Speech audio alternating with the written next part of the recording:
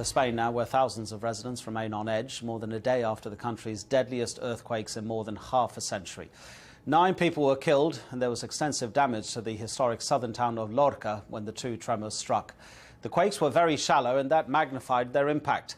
From Lorca, Sarah Rainsford reports. In Lorca today, inspectors went house to house, checking the full extent of the damage here. This was the worst earthquake in Spain in decades. There's barely a building that's escaped unscathed. Teams of inspectors are now working their way around all the buildings affected by the earthquake, trying to establish which ones are damaged beyond repair, probably like this one, and where it might be possible soon for a family to move back in. Juan and Carmel were among those residents allowed back home very briefly to salvage what they could from the wreckage. It wasn't safe, though, to stay here.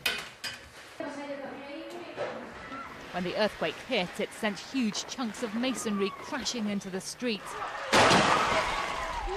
Most of the dead were killed outside by falling debris. Today, the massive clean-up operation has begun.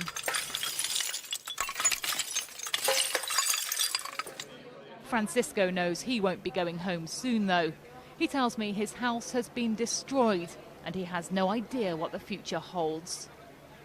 So thousands here are facing another night as refugees in their own town.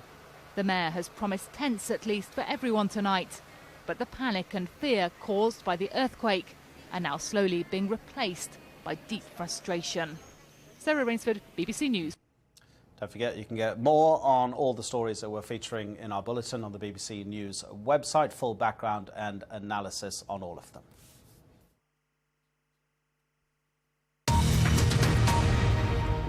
This is BBC News, the headlines. Intelligence